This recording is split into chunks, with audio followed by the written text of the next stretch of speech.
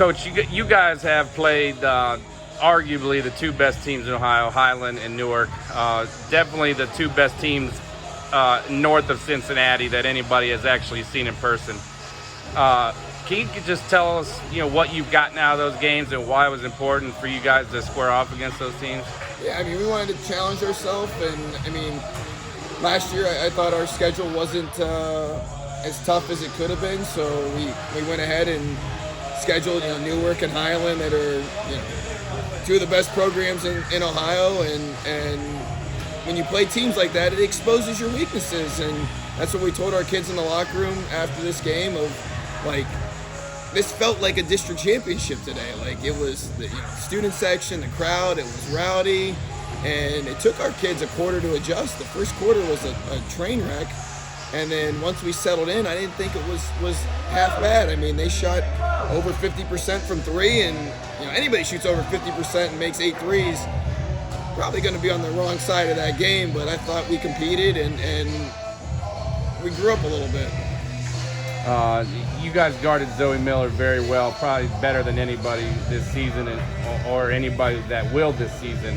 What was your approach coming into the game, and what allowed you guys to kind of limit her? Yeah, I mean, you pick your poison. So you either guard the three-point line, extend, and then you let her pick you apart inside, or you pack it in like we did. We made sure we had 2 on her at all times. Emma Drecky kind of shadowed her in the paint,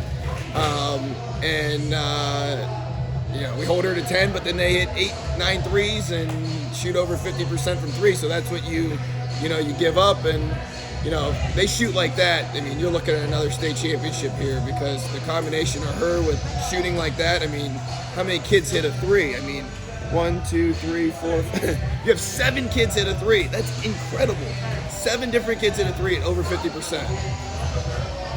You guys have had to adjust a little bit without Lauren Pilata, and you had big plans for her this season. How have you guys kind of adjusted and merge your team so that you could move on, and she's gonna be out at least another month. So how are you guys handling that and trying to make the best out of it? I mean, the next kid steps up, but I mean, replacing a kid like Lauren is, you're lying if you said it was possible. I mean, it's impossible when you got a kid of her ability.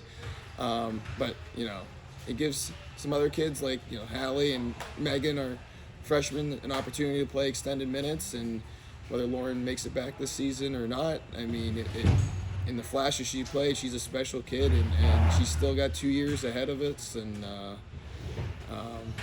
this has just been a crazy year in general.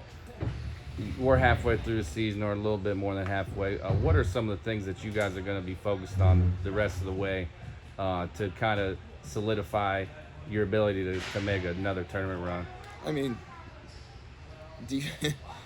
handling teams on defense, we're gonna be a little undersized, so we gotta rebound, and then offensively, we're gonna be a little more aggressive than we were tonight. I thought the atmosphere and the pressure Highland put on us, we kind of were a little timid and back down, and when you had Glen Oak, Hoover, McKinley coming up, I mean, they all pressure like crazy. So handling that and just keep growing and getting better every day, and hopefully staying out of quarantine.